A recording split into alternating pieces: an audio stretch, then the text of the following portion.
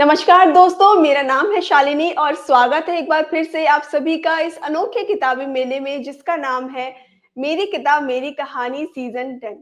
दोस्तों आज हो गया है इस प्रोग्राम का डे 16 और 15 सेशंस हमने कंप्लीट कर लिए हैं। सो मुझे बहुत खुशी है कि आपके कमेंट्स और आपके सपोर्ट के ज़रिए इस प्रोग्राम को बहुत ज़्यादा आप पसंद कर रहे हैं, बहुत ज़्यादा आप इसको लाइक कर रहे हैं और जितना ज़्यादा आप इस कमेंट करेंगे हमारे इन प्रोग्राम्स के लिए, इन सेशंस के लिए, उतना ज़्यादा हमें मोटिवेशन मिलेगा। सो अपने कमेंट्स को, अपने मोटिवेशन को यूँ ही बनाए रखिएगा। आगे आने वाले 24 सेशंस आपके सामने भी आने वाले हैं। बहुत सारी बातचीत अभी हमें करनी है, बहुत सारे बुक्स पर, बहुत सारे टॉपिक्स पर हमें चर्चा भी करनी है। सो अभी हाल ही में सिर्फ 15 सेशंस कंप्लीट हुए हैं और आज हम आपके सामने नेक्स्ट सेशन लेकर के आ गए हैं। दोस्तों आज का प्रोग्राम भी बहुत खास होने वाला है क्योंकि आज भी हम बहुत ही इंटरेस्टिंग बातचीत करेंगे। एक ऐसी बातचीत, एक ऐसा डिस्कशन होगा जो आई एम श्योर ना सिर्फ आपके माइंड, बॉडी और आपके सोल के लिए बहुत ज़्यादा इम्पोर्टेंट है। आज के सेशन में हम मेडिटेशन के बारे में बात करने वाले हैं। आज के सेशन की जो किताब होने वाली है, वो इसी टॉपिक पर आधारित है कि कैसे आप स्पिरिचुअली ग्रो कर सकते हैं और अपने उस परम परमात्मा भगवान के नज़दीक जा सकते हैं, उसको अपने करीब ला सकते हैं। क्या कुछ आज डिस्कशन होगा और क्या कुछ बातें होंगी, वो सेशन को शुरू करने के बाद ही हमें पता चलेगा। तो शुरू करते हैं सेशन, लेकिन इससे पहले हम आज के ऑथर का एक क्विक इंट्रोडक्शन आपके साथ शेयर करना चाहते हैं ताकि आप उनके साथ इजीली कनेक्ट कर पाएँ। तो जो ऑथर आज हमसे जुड़ रहे हैं, आज के ऑथर एक स्पिरिचुअल रिसर्चर और राज योगा मेडिटेशन प्रैक्टिशनर हैं। इन्होंने 21 साल से अधिक समय तक ब्रह्म कुमारीज़ के ज्ञान और अनुभव को गहराई से समझा है। अपनी लाइफ में एडिक्शन, स्ट्रगल्स और चैलेंजेस को जीतकर इन्होंने खुद को एक नया जन्म दिया है और ये जन्म दिया है पीस, क्लैरिटी और पर्पस की तरफ। तो ये था हमारे ऑथर का इंट्रोडक्शन। अब आज की बुक का भी इंट्रोडक्शन मैं आपके साथ शेयर करना चाहूंगी। सो आज की जो बुक है दैट इज टाइटैनिक 2। जी हाँ, इंटरेस्टिंग टॉपिक है, इंटरेस्टिंग टाइटल है टाइटैनिक 2। एक स्पिरिचुअल जागृति की किताब है जो बताती है कि आज की दुनिया भी एक टाइटैनिक की तरह एक आइसबर्ग यानी कि स्पिरिचुअल इग्नोरेंस की तरफ बढ़ रही है। ये किताब हमें soul, consciousness, God Shiva, 5000 year cycle, Raj yoga meditation और ह्यूमन ट्रांसफॉर्मेशन की गहराई से अंडरस्टैंडिंग देता है। ये सिर्फ एक किताब नहीं बल्कि एक वार्निंग सिग्नल है, एक होप है कि हम चाहें तो डिवाइन नॉलेज की लाइफ बोट लेकर अपने और दूसरों के जीवन को एक नई दिशा दे सकते हैं। दोस्तों बहुत ही खूबसूरत टॉपिक है आज का, बहुत गहराई से बातचीत करेंगे हमारे आज के प्रैक्टिशनर, आज के ऑथर के साथ और जानेंगे कि कैसे उन्होंने अपनी लाइफ जर्नी के एक्सपीरियंस के माध्यम से इस कला को सीखा है और कैसे वो हमारे भी लाइफ को ग्रो कर सकती है, हमारे भी लाइफ में काम आ सकती है। सो मैं इनवाइट करना चाहूंगी हमारे आज के ऑथर को जिनका नाम है मिस्टर दीपक बहल जी। नमस्कार दीपक सर, कैसे हैं आप? नमस्कार जी। ओम शांति। ओम शांति दीपक जी, आपका बहुत-बहुत स्वागत करती हूँ मैं हमारे प्रोग्राम में और मुझे पूरी उम्मीद है आज के सेशन में आपने जो अपनी लाइफ के एक्सपीरियंस से जो कुछ सीखा है, उन सब लर्निंग्स को आप हमारे साथ शेयर करेंगे और कोई ना कोई एक पर्सन, कोई ना कोई हमारी ऑडियंस में से एक व्यक्ति ज़रूर इंस्पायर होगा और अपनी लाइफ को चेंज करेगा। सो प्रोग्राम को शुरू करने से पहले मैं आपसे जानना चाहूँगी, प्लीज़ आप बताइए आपको इस प्रोग्राम से जुड़कर कैसा लग रहा है? जी बहुत अच्छा लगा। आपने इंट्रोडक्शन बहुत अच्छे तरीके से करी है। Thank you sir. हालाँकि मैं इतना बोलने में इतना सक्षम नहीं हूँ, लेकिन फिर भी जो ज्ञान हमने धारण किया है या सीखा है, वो एक अद्भुत एनर्जी उत्पन्न करता है हमारे अंदर। जो जी, मन भटका हुआ था, जो मन परेशान भी था, मगर फिर जैसे ही ये रास्ता मिला, बस इसको मैंने छोड़ा नहीं, पकड़ लिया। ये 21 साल की जर्नी मेरी बहुत ही अच्छी रही। जो टेंशन पहले टेंशन थी, मेरी शनि की दिशा हो गई थी, मैं ड्रिंक्स करता था। फिर वो सब छोड़ दिया और अ, मेरे पेरेंट्स मुझे कहते थे, "हमारा बच्चा गूंगा है।" मुझे बोलना नहीं आता था, ज़्यादा नहीं बोलता था, शांत रहता था। मगर अच्छा। फिर इस ज्ञान के माध्यम से मैंने बोलना सीखा। हुँ, हुँ। प्रदर्शनी में ब्रह्मा कुमारीज़, तो प्रदर्शनी में हमें हर पिक्चर पे जाके एक-एक पिक्चर पे एक्सप्लेन करना होता था, जो भी वहाँ देखने आते थे एग्ज़िबिशन।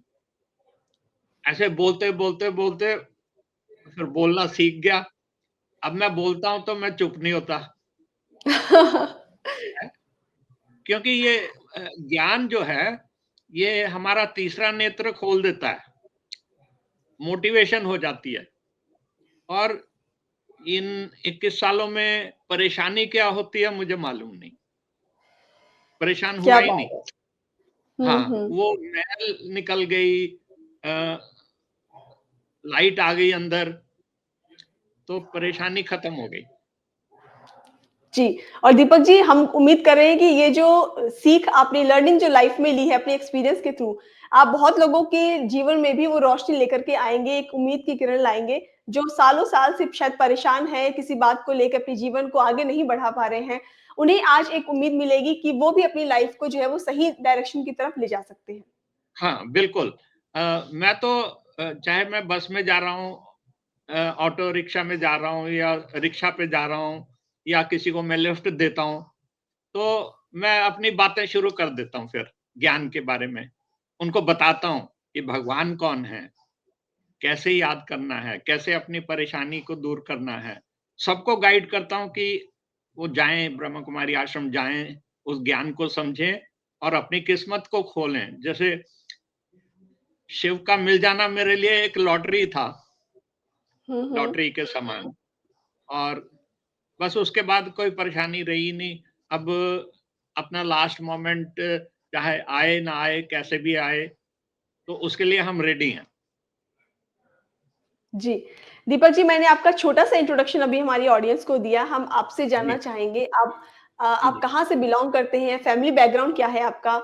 और आपने जो बताया कि पहले आप काफ़ी कुछ गलत संगत में थे, गलत कार्य करते थे, उसके बाद धीरे-धीरे ज्ञान आया, तब आप सही डायरेक्शन की तरफ मुड़े। तो ये जो जर्नी है, जी। थोड़ा-सा आप इस बारे में बताइए हमारी ऑडियंस को। अ, मेरी पैदाइश दिल्ली पालम की है। मेरे फ़ादर एयर फ़ोर्स में थे। तो हम फिर हैदराबाद शिफ्ट हो गए, वहाँ मेरी स्कूलिंग हुई। फिर हम फ़ादर रिटायर हो गए तो हम नंगल पहुँच गए। नंगल में मेरी फिर पढ़ाई हुई 11th तक। उसके बाद मैंने चंडीगढ़ में जॉब करते हुए ग्रेजुएशन करी थी।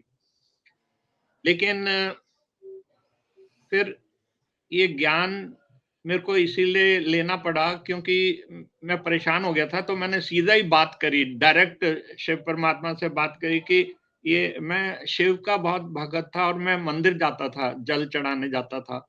तो बस उसके बाद फिर जब मैंने बात करी कि ये प्रॉब्लम हो गई है, इसको ठीक कर दो।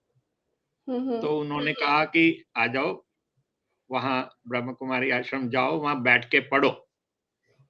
बोलना कुछ नहीं है, सिर्फ सुनना है, आँखें खुली रखनी है। फिर क्या, फिर तीसरा नेत्र खुल गया। 1 साल के अंदर क्या मतलब मैं वहाँ जाते ही मुझे 1 सेकंड लगा था और बस वो ज्ञान मैंने कैच करना शुरू कर दिया। 21 साल से मैं सुबह आज भी क्लास जाके आया हूँ। डेली जाते हैं।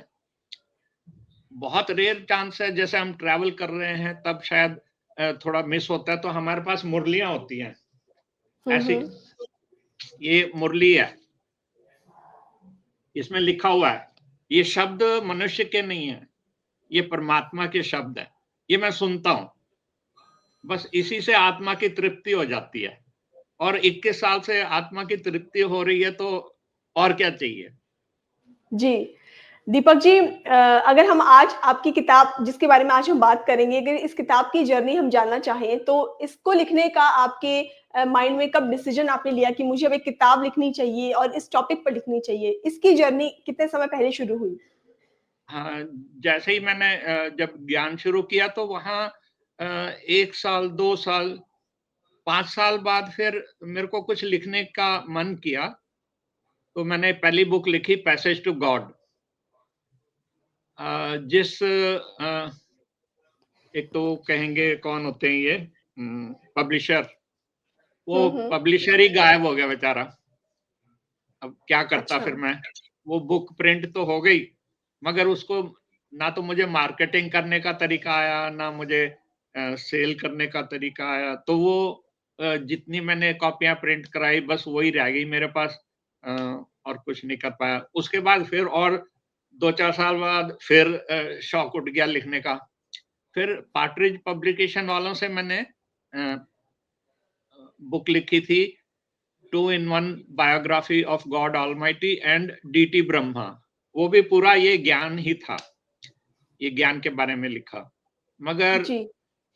वो एक तो एक्सपेंसिव बहुत थे, फिर वो मगर फिर मैं फाइनेंशियली प्रॉब्लम में था तो नहीं कर पाया आगे। ओके। फिर एक ऑनलाइन बुक लिखी मीटिंग द इनविजिबल गॉड।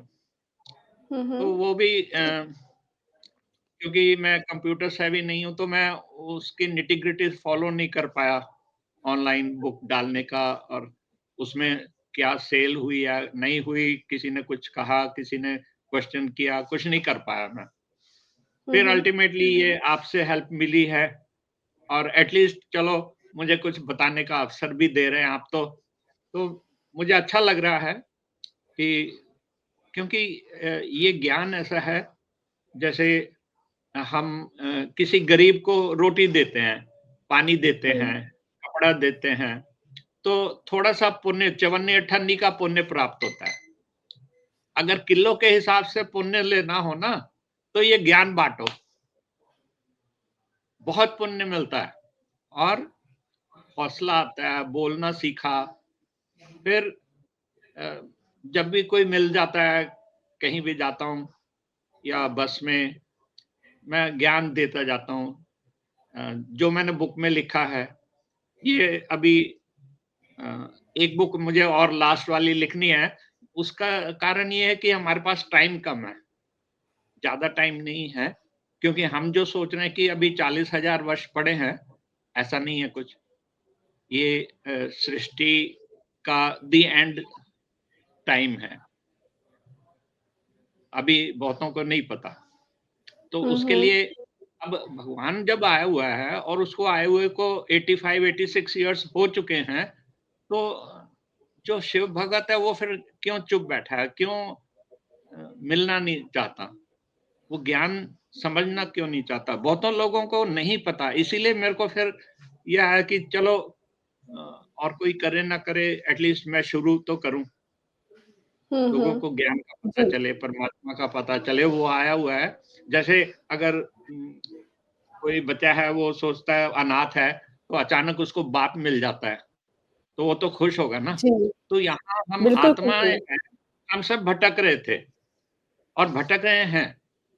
तो जैसे ही परमात्मा का पता चलता है, तो मन खुशियों से भर जाता है, मन शक्ति से भर जाता है। फिर गलत सोच वो सब निकाल दी, अब मन शांत है, अब अगर दुनिया खत्म भी होती है, उसकी चिंता नहीं है अब।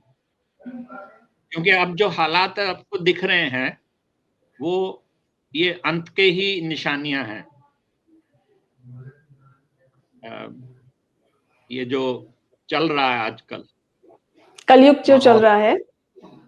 माहौल जो जी। चल रहा है, प्लस नेचुरल कैलामिटीज़ हैं, ये एकदम हमला करेंगी। अभी जो ज्वालामुखी फटा है इथियोपिया में, वो भी एक निशानी है। वॉर एक निशानी है। ये इंटरनल वॉर्स, ये भी एक निशानी है। कुछ भी हो सकता है। तो हमें जी, काम करना है, परमात्मा का बताना है, ताकि लोग भी फ़ायदा उठाएँ ना इसका। बिल्कुल दीपक जी, ठीक कह रहे हैं आप। और मुझे उम्मीद है कि जितना लोग इस ज्ञान को सुनेंगे, जितना समझेंगे, इस तरह की किताबें पढ़ेंगे, ज्ञान उनके अंदर जी, ज़रूर आएगा और हाँ। कहीं न कहीं वो एक जो होप की किरण है, वो उनको ज़रूर नज़र आएगी। जी, जी, बिल्कुल। हाँ, यही मकसद है मेरा बुक लिखने का। जी। सो जी, दोस्तों आज हम बात कर रहे हैं दीपक बहल जी से और बातचीत चल रही है ब्रह्मा कुमारीज़ के बारे में, बातचीत चल रही है मेडिटेशन के बारे में, बातचीत चल रही है बहुत सारे योगा के बारे में और बहुत सारी ऐसी कलाकृतियों के बारे में, बहुत सारी ऐसी टेक्निक्स के बारे में जिनके माध्यम से आप अपने जीवन को, अपनी लाइफ़ को और भी ज़्यादा सुधार सकते हैं और सही डायरेक्शन दे सकते हैं। क्या कुछ बताया है हमारे आज के ऑथर ने इस किताब में, वो हम आगे और डिस्कशन उनके साथ करेंगे। लेकिन अगर मैं आपसे जानना चाहूँगी कि और रिक्वेस्ट करना चाहूँगी कि अगर आपका कोई पॉइंट ऑफ व्यू है इस टॉपिक को लेकर के, आप भी ब्रह्म कुमारीज़ सेंटर्स में कभी जा चुके हैं या फिर जा रहे हैं, आपका एक्सपीरियंस कैसा रहा है? मेडिटेशन अगर आप करते हैं, तो उसका एक्सपीरियंस आपके साथ कैसा रहता है? और अगर आप शुरू करना चाहते हैं, तो क्या प्रॉब्लम्स आ रही हैं? जो भी आप सोचते हैं इस बारे में, प्लीज़ कमेंट करके हमें ज़रूर बताइएगा। कोई क्वेश्चन है आपका, तो वो भी आप कमेंट सेक्शन में हमारे से पूछ सकते हैं और आपको उसका आंसर ज़रूर मिलेगा। दीपक जी, हम बातचीत शुरू करते हैं अब आपकी बुक के टाइटल के ऊपर, टॉपिक के ऊपर। सबसे पहले मैं जानना चाहूँगी इसका जो टाइटल आपने रखा है, टाइटैनिक 2 ये बहुत ही हाँ जी, इंटरेस्टिंग है और बहुत आई कैची है। इसका हाँ जी। ज़िक्र प्लीज़ कीजिए कि ये किस रीज़न से आपने इस टॉपिक को रखा? इसके पीछे क्या ये कहानी है? मैं मैसेज ना सिर्फ़ इंडियंस को, बल्कि फ़ॉरेनर्स को भी देना चाहता हूँ, ये मैसेज। क्योंकि वो पिता तो सभी आत्माओं का है ना, चाहे वो जी। हिंदू है, मुसलमान है, सिख है, ईसाई है, किसी भी धर्म का है, चाहे गरीब है, अमीर है। हम सब आत्मिक रूप में उस एक पिता परमात्मा के बच्चे हैं।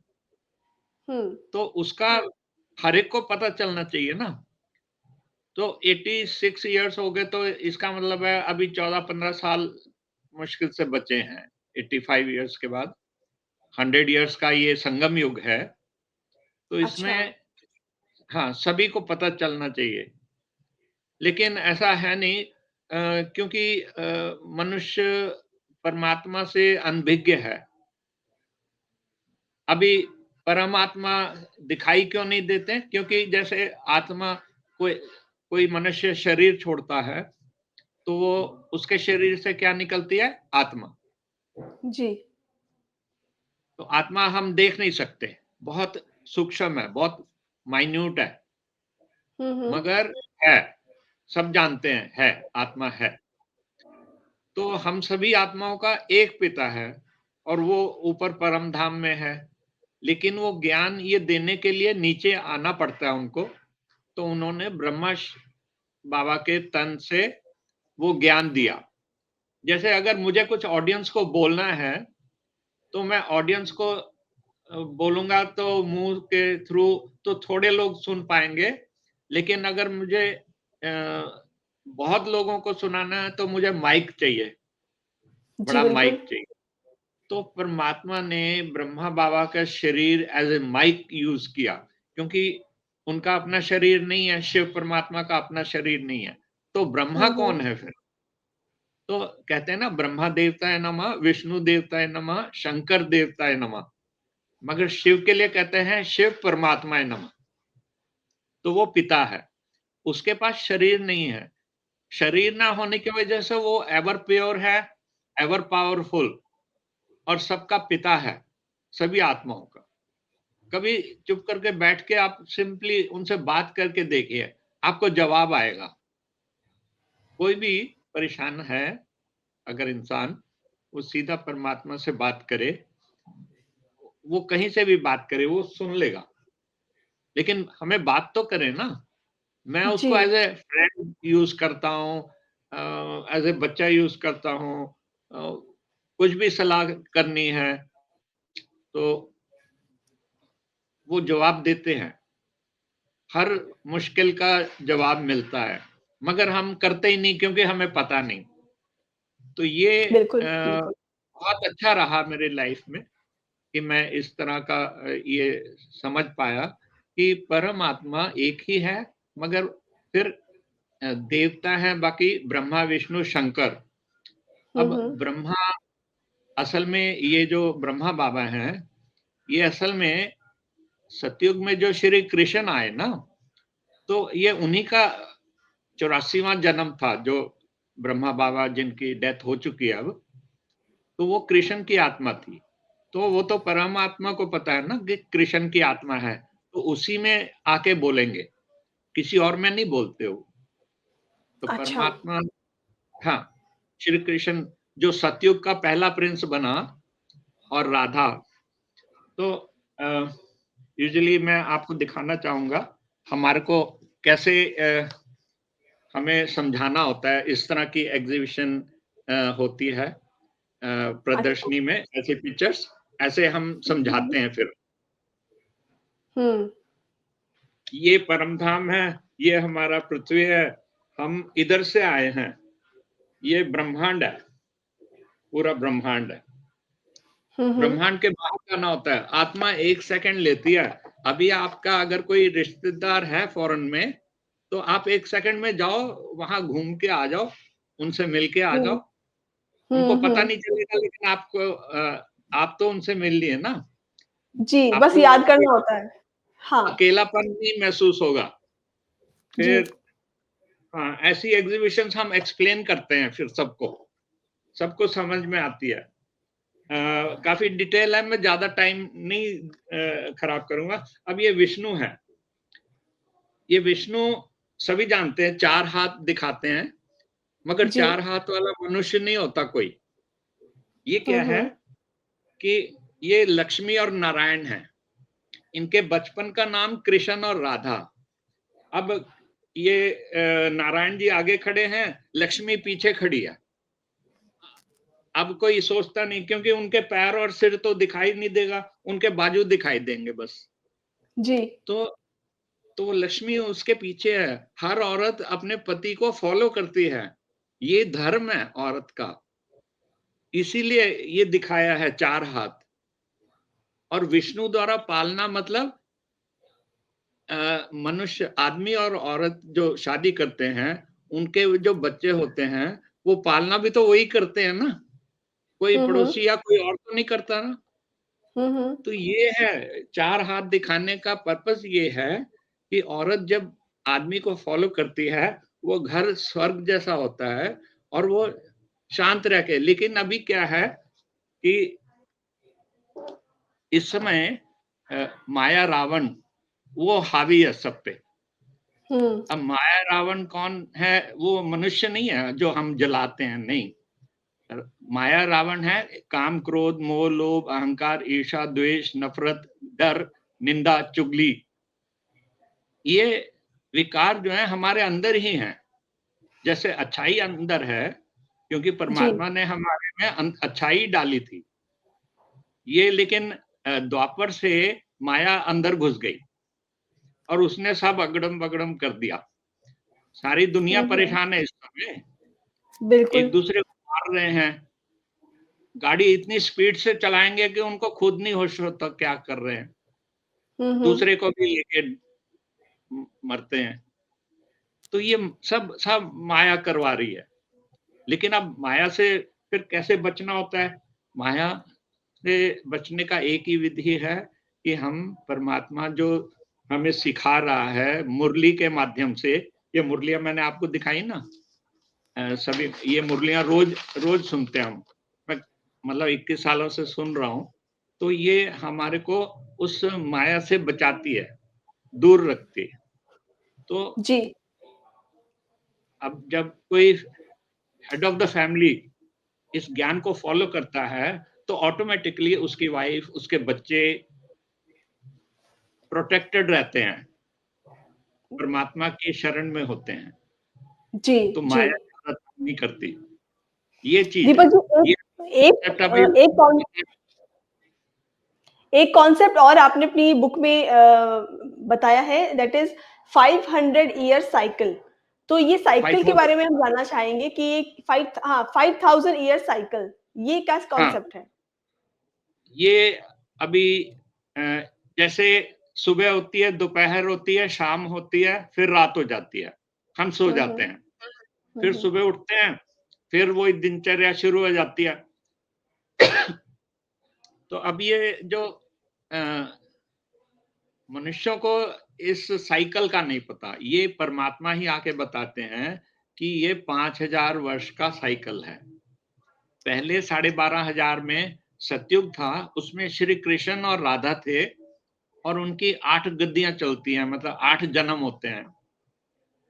तो श्री कृष्ण और राधा और जितने भी लोग हैं वहाँ, जैसे पैराडाइज़ में रहते हैं, सुख, शांति, कोई प्रॉब्लम नहीं, बिना किसी प्रॉब्लम के। और फिर द्वापर में वो कन्वर्ट हो जाते हैं श्री राम और सीता में। उनमें 2 कलाएँ कम हो जाती हैं, श्री राम और सीता।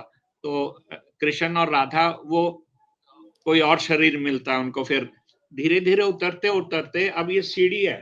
सीढ़ी से उतरते-उतरते मनुष्य अ, उसकी कलाएँ कम होती जाती हैं। तो ये चीज़ ये है। इधर से श्री कृष्ण और राधा चले और यहाँ श्री राम और सीता, यहाँ फिर राजा बन गए। राजा बन के उन्होंने मंदिर बनाए, फिर हुँ। और नीचे आए, फिर भक्ति चली। भक्ति में ब्राह्मण आए और पंडित आए और फिर अल्टीमेटली इस समय जो है कला कलेश का टाइम है। इस समय कलयुग में कला कलेश का टाइम है। ये वजह है।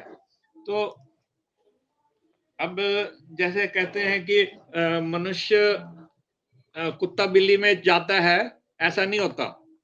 मनुष्य का बच्चा मनुष्य ही होगा, घोड़े का बच्चा घोड़ा ही होगा। ऐसे बहुत सारी जो मिसकंसेप्शंस हैं, वो क्लियर हो जाती हैं ब्रह्म कुमारी आश्रम जाके। प ब्रह्म कुमारी आश्रम जाके हमें सिर्फ़ मुरली पे ध्यान देना है और कुछ नहीं। और जो बहनें जो बोलती हैं, हमें उसको फ़ॉलो करना है, ना कि कोई और चीज़ को। तो वो बहनें बहुत अच्छे तरीके से जो फ़ॉलो कर रही हैं, उन्होंने देखो अपना घर-बार छोड़ दिया शिव की खातिर। तो उनका ध्यान कौन रख रहा है ब्रह्मा कुमारीज़ का? वो शिव ध्यान रखता है। सभी ब्रह्मा कुमारीज़ शिव की प्रोटेक्शन में हैं। आपने कहीं जो दुनिया में हो रहा है, कहीं ब्रह्मा कुमारीज़ में होते देखा है कभी? I don't think so. ऐसा नहीं है। तो ये चीज़ जी। है। ये बहुत ही मंझा हुआ ज्ञान है और भगवान का दिया हुआ ज्ञान है। मनुष्य ऐसा ज्ञान दे ही नहीं सकता। दीपक जी, आपने अपनी किताब में एक राजयोगा मेडिटेशन इसके बारे में भी ज़िक्र किया है और हम हाँ, काफ़ी जगह पर सुनते हैं मेडिटेशन के अंदर एक राजयोगा एक अपने आप में एक ऐसी कला है, जो बहुत हाई लेवल की मेडिटेशन को व्यक्त करती है। इसके बारे में आप थोड़ा बताइए कि ये कैसे डिफरेंट है नॉर्मल मेडिटेशन से? ठीक है। सॉरी, वो जो 5000 वर्ष का मैंने बताया ना, वो कई बार ड्रामा चल चुका है। हम फिर उसी एंड फेज़ में आए हुए हैं। ये अच्छा। 5000 के बाद फिर परिवर्तन आ जाएगा, फिर सतयुग शुरू हो जाएगा। अभी बहुत लोगों को नहीं पता, लेकिन ये डिस्ट्रक्शन कैसे होगी और कौन क्या कहाँ जाएगा, ये नेचर करेगी अब, जी, मनुष्य के बस की नहीं। अच्छा, दूसरा ये राजयोग। जी। आपको ये राजयोग जो है ना, आपको राज्य करने लायक बनाता है। ये दूसरे योगों से डिफरेंट है, क्योंकि यहाँ हम जब बैठते हैं सुबह क्लास में, योग लगाने के लिए मैं सुबह 3 बजे उठता हूँ वैसे। 3 से 4 बजे मैं योग सीधा आत्मा को निकाल के ऊपर परमात्मा से मिलता हूँ जाके। फिर मेरे को वहाँ से उनकी पावर्स आनी शुरू हो जाती हैं। प्लस फिर मेरे को जो अ, शांति की अनुभूति होती है, मैं साइलेंस में रहता हूँ। वैसे तो कोई बात परेशानी की होती नहीं है। अगर हो भी फिर मैं बोलता हूँ, मेरे को ये परेशानी है, आप दूर करो इसको। हो जाती है। हमारे को सिर्फ सोचने की देरी है कि ये प्रॉब्लम हम्म, हटाओ, वो हम्म, तैयार बैठा है हमारे प्रॉब्लम को सॉल्व करने के लिए। दुनिया इसी में ही उलझी हुई है। क्यों? क्योंकि जी, भक्ति मार्ग में ऐसा कुछ ज्ञान है नहीं।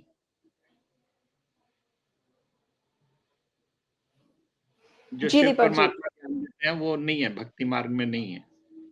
हम्म। फ़र्क है। इसके ये साथ योग हाँ जो भक्ति मार्ग वाले सिखा रहे हैं और जो ज्ञान मार्ग वाले जानते हैं, बहुत ज़मीन आसमान का फ़र्क है योग का। और प्लस कुछ प्योरिटीज़ चाहिए। यहाँ प्योरिटी होनी चाहिए ना।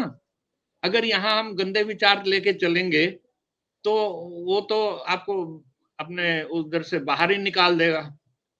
जी, वहाँ कोई रह भी नहीं सकता। गलत विचार वाला वहाँ जा ही नहीं सकता। वहाँ सब अच्छे विचार वाले हैं। ओम शांति में वहाँ जाएँगे तो आप देखोगे पूरे ब्रह्म कुमारी सेंटर में चाहे 20,000 की गैदरिंग है, चाहे 20,000 की, सब शांत है। किसी में कोई वो नहीं है, कोई झगड़ा हो रहा है या कुछ ऊँचा बोल रहे हैं, नहीं।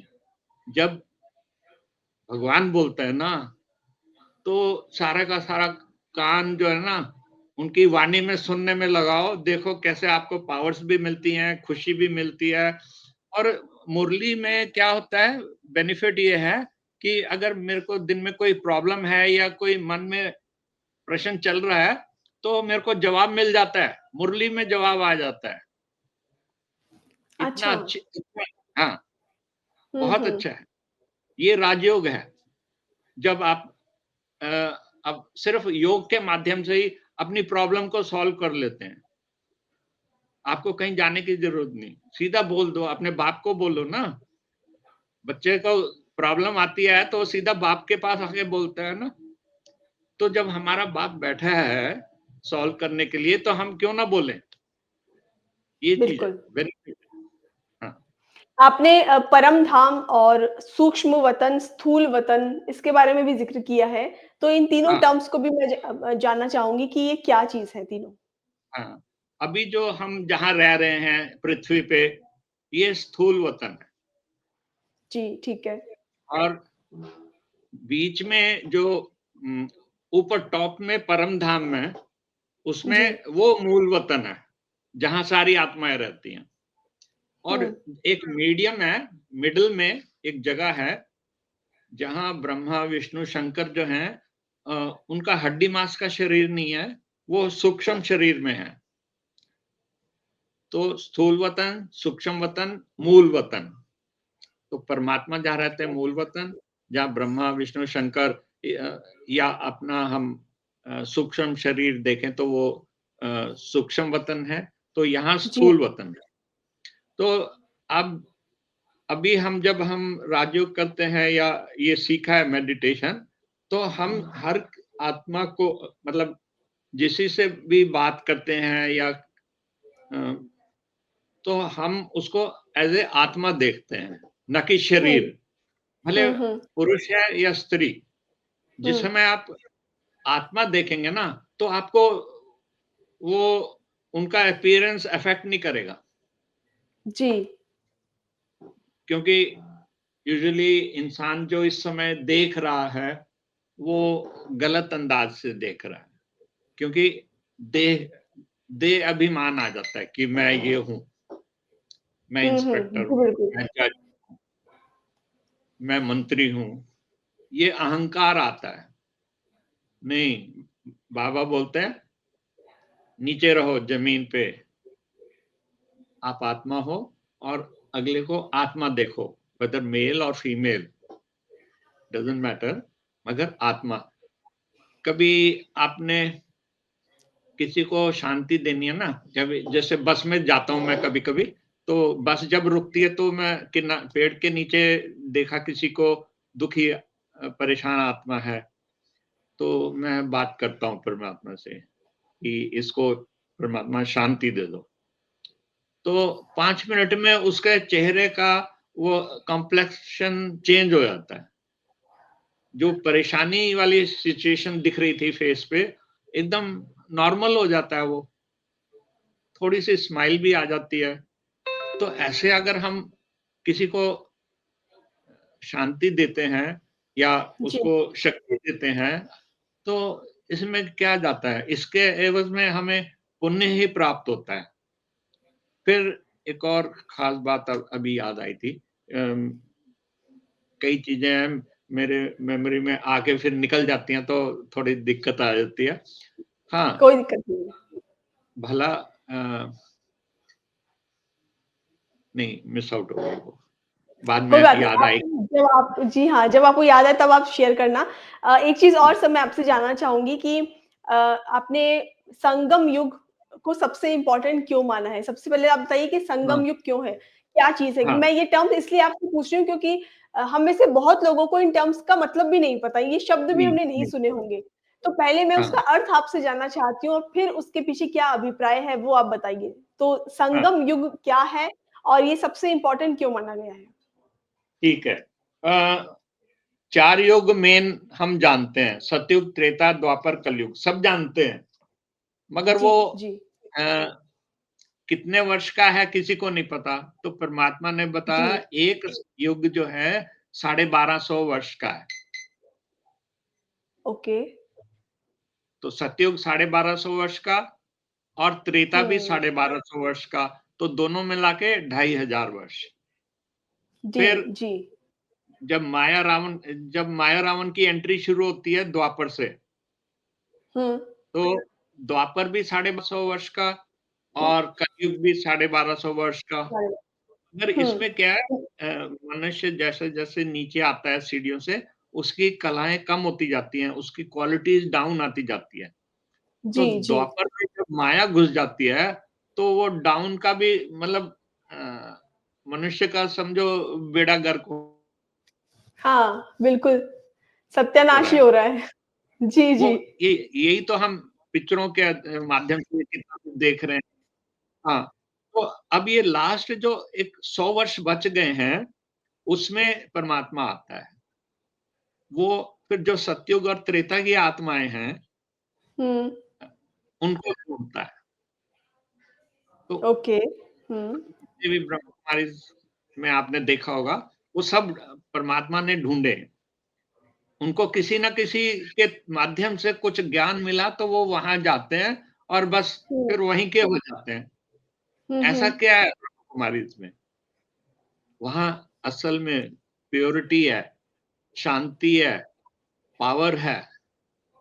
ये तीनों चीज़ों में प्योरिटी, पावर और पीस, इसमें मतलब मनुष्य संसार में जो दुखी है, जब वहाँ जाता है तो उसको शांति मिलती है, इसीलिए फिर वो वहीं का हो जाता है। यानी कि मैंने अगर 1 सेकंड में शांति मिली मुझे, हुँ, तो मैंने वो 21 साल हो गए मैंने नहीं छोड़ा वो दर। उसका दर बोलते हैं वो, घर है परमात्मा का, वो मुझे पढ़ा रहा है। जब तक साँस है, तब तक पढ़ूँगा।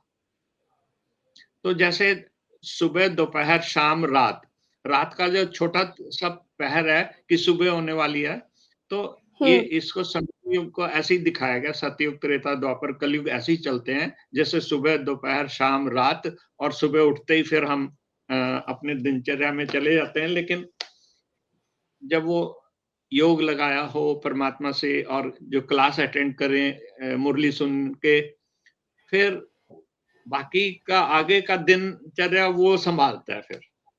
हमें नहीं चिंता करने की ज़रूरत होती।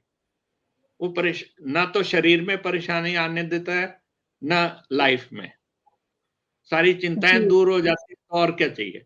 हम बस उसी की याद में घूमते फिरते हैं। अगर कोई लड़ रहे हैं, अभी जैसे रोड रेज है। हुँ, रोड रेज में मैं कभी बीच में नहीं घुसता बचाने के लिए। मैं जाते-जाते परमात्मा को बोल देता हूँ, ये बेचारे दोनों भटके हुए हैं, लड़ रहे हैं, इनको शांत हुँ, कर दो। तो हुँ, बस हुँ। 10 मिनट में 15 मिनट में वो लड़ झगड़ के और हो जाता है। हाँ, चले जाते हैं। लड़ाई नहीं वो मतलब कोई खतरनाक मोड़ नहीं लेती। तो इससे बढ़िया और क्या चाहिए लाइफ़ में? बिल्कुल, दीपक जी। सो दीपक जी, जी, अब हम अपने अगले सेगमेंट की तरफ आ चुके हैं हम बातचीत करते-करते, तो मैं इसमें आपसे कुछ क्वेश्चन्स करने वाली हूँ क्विकली, आपको उसका क्विकली आंसर देना है। आप तैयार हैं? हम शुरू करें? Okay, okay, sure, sure. ठीक है, मेरा पहला सवाल है आपसे आपके अकॉर्डिंग सच्चा मित्र कौन होता है? शिव परमात्मा से मतलब जो आपको अंडरस्टैंड कर ले, जी। लेकिन वो ऐसे यह मतलब इस दुनिया में हम नहीं कह सकते कि बहुत सच्चा है, क्योंकि उसके मन में क्या है और क्या नहीं। तो हम जहाँ भी जाते हैं फिर परमात्मा को साथ लेकर चलते हैं, तो सब वही अच्छे सच्चा हैं मित्र है। बेसिकली। बेसिकली सब अच्छे हैं। वो तो ये सिचुएशंस ने उनको उसमें ढाल रखा है हुँ। कि कोई चीटिंग करता है। चीटिंग मेरे हुँ, साथ बहुत हुँ। बार हुई है, लेकिन चलो उसका वो नहीं है, इतना रंज नहीं है। लेकिन परमात्मा फिर भी बचाता है और जी, सच्चा मित्र एक सिवाय शिव भगवान के और कोई नहीं है। ठीक है। अगला सवाल मेरा, अभी आप जिस प्रोफ़ेशन में हैं, अगर आप वो नहीं होते तो क्या होते? पता नहीं क्या होता, लेकिन मेरे को ये ज्ञान मिल गया और शिव भगवान मिल गया, इससे और ज़्यादा और कुछ नहीं चाहिए। ओके। कोई आप एक्सपेक्टेशन है ही नहीं। अभी इस उम्र में मेरे को जॉब कौन देगा? कोई नहीं देगा। तो इसीलिए मैंने सोचा बुक लिख के बता ही दिया जाए लोगों को। अपने आप को एक शब्द में डिफ़ाइन कीजिए। मैं आत्मा हूँ और वो मेरा पिता परमात्मा है, बस। ओके। मेरे को और मेरा किसी आखिरी से कुछ नहीं। जी, मेरा आखिरी सवाल है जी। आपसे, आपके अकॉर्डिंग सबसे बड़ा शुभ चिंतक कौन होता है? जैसे परिवार में बाप ही होता है, हुँ। माँ-बाप होते हैं, तो यहाँ जो है बड़े से भी बड़ा शुभचिंतक वो शिव ही है। और जो माँ है, जैसे शिव पिता है, तो माँ कौन है? ये जो ब्रह्मा बाबा हैं, जिनके शरीर में परमात्मा ने ज्ञान दिया, वो माँ है। ब्रह्मा, माँ आता है बाद में। तो ये जिस समय अगर आप उस ज्ञान में बस अपने आप को, जैसे गधा है, वो मिट्टी में रोलता है नहाने के बाद। तो हुँ, क्यों? हुँ। उसको आनंद आ रहा होता है। अब हम यहाँ जाके परमात्मा के ज्ञान में अपने आप को लपेट लेते हैं बस, क्योंकि जी, उसके सिवाय और कुछ सूझता नहीं है और चाहिए भी कुछ नहीं। वो बाकी वो सब कुछ अपने आप अरेंज कर देता है। जी हमें दीपक सिर्फ जी। उसका ध्यान करना है। सो दीपक जी, ये सेगमेंट यहीं पर फिनिश होता है। आगे जी। मैं आपकी कॉन्टैक्ट डिटेल जानना चाहूँगी। कोई भी कॉन्टैक्ट डिटेल जो आप हमारी ऑडियंस के लिए देना चाहें, बताना चाहें तो प्लीज़ शेयर कीजिए। अ, मोबाइल नंबर तो है ही है। अ, बाकी ईमेल है और ठीक है। अ, बाकी जो फ़िज़िकल सेवा है वो तो मैं करता ही रहता हूँ। सो चाहे फ्रेंड्स, अगर मोहल्ले आप में। दीपक जी से कनेक्ट होना चाहते हैं तो इनकी कॉन्टैक्ट डिटेल हमने आपके साथ शेयर की है। हम एक बार कमेंट सेक्शन में भी इसको रखेंगे। आप इज़िली इनसे कनेक्ट हो सकते हैं। इनकी राइटिंग जर्नी या फिर इनकी लाइफ़ जर्नी, किताब के बारे में, ये सब चीज़ें आप इनसे डायरेक्टली पर्सनली कनेक्ट होकर के जान सकते हैं। हाँ, दीपक सर, इसमें आपकी बुक अगर आज हम हाँ जी, एक छोटी-सी और बात याद आई ना, वो अ, जी, हम लहसुन और प्याज़ नहीं खाते। ओके। खाना हमारा लहसुन प्याज़ के बिना। वो सिर्फ़ भगवान ये देखना चाहता है, मनुष्य कई चीज़ें प्रॉमिस कर लेते हैं, किसी को छोड़ना है कुछ, लेकिन हम क्या भगवान की खातिर ये 2 चीज़ें नहीं छोड़ सकते? लहसुन और प्याज़। इसका नुकसान नहीं होता, फ़ायदा ही होता है। हमारे अंदर जो बीमारी होती है ना, वो निकलती है। लहसुन और प्याज़ हमारी बीमारियों को दबा देते हैं। तो अगर आपकी यंग एज में बीमारी निकल आए, तो आप उसको टॉलरेट करके अपना इलाज अच्छे से कर सकते हैं। अगर 80 इयर्स के जाके आपकी बीमारी निकलती है, हुँ, तो उस समय तो वो सब सोचते हैं अब तो द एंड है, हुँ, शरीर हुँ। खत्म हो जाएगा। तो बेटर है पहले इसका ध्यान कर लिया जाए, तो मेरे ख्याल से डॉक्टर्स की ज़रूरत नहीं पड़ेगी। सबसे बड़ा डॉक्टर तो वो है, हुँ, उसको कोई पूछता नहीं। सब दवाई के जी, लिए भागते हैं या डॉक्टर से मिलने के लिए भागते हैं, ये ऑपरेशन करा लो, वो करवा लो। वो सबसे बड़ा परवरदिगार बैठा है, दुनिया का डॉक्टर, उससे कोई पूछता ही नहीं, जानता नहीं, ये दिक्कत है। जी। Deepak ji, I am sure कि आप जिस तरह की लर्निंग्स हमारी ऑडियंस को दे रहे हैं, लोग समझेंगे और फॉलो करने की कोशिश ज़रूर करेंगे। Sir, any book you want to recommend for our audience? कोई भी बुक जो आपको पसंद हो और आप चाहें कि हमारी ऑडियंस भी पढ़े उसको, कोई आप रिकमेंड करना अभी चाहेंगे? तो अभी तो फिलहाल यही है, टाइटैनिक अच्छा, 2 पढ़ लें, जी। उससे काफ़ी कुछ हो जाएगा। अगर नहीं भी पढ़ना कोई बात नहीं, नहीं पढ़ें, लेकिन ब्रह्म कुमारी आश्रम में एक बार ज़रूर जाएँ, हुँ, हुँ। एक सो बार। आपकी आपकी बुक अगर हम परचेज़ करते हैं, तो क्या कोई डिस्काउंट है आपकी बुक पर? अ, ले सकते हैं 15% वो अमेज़न वाले जी हाँ, लेते ही हैं। मेरे ख्याल से हाँ, वो 13% का डिस्काउंट है अभी आपकी बुक पर।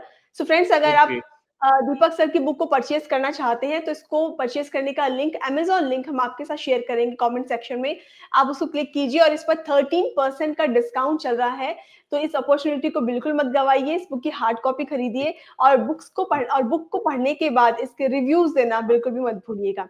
ये बुक आपके जी, बहुत काम आ सकती है, आपके बच्चों के बहुत काम आ सकती है। तो प्लीज़ शेयर कीजिएगा इसको साथ-साथ में। अगर आपको लगता है कि ये किसी और पर्सन की भी हेल्प कर सकती है, तो उसके साथ भी इस बुक को ज़रूर शेयर कीजिएगा। दीपक सर, जी, आप हमारे साथ जुड़े और आपने ब्रह्म कुमारी सेंटर के बारे में, मेडिटेशन के बारे में और उस परम परमात्मा के बारे में इतना कुछ हमें बताया। बहुत लोग ऐसे हैं जो इन चीज़ों को जानते हैं, जो इस सेंटर में जाते-आते रहते हैं, जो आपसे कनेक्ट करेंगे।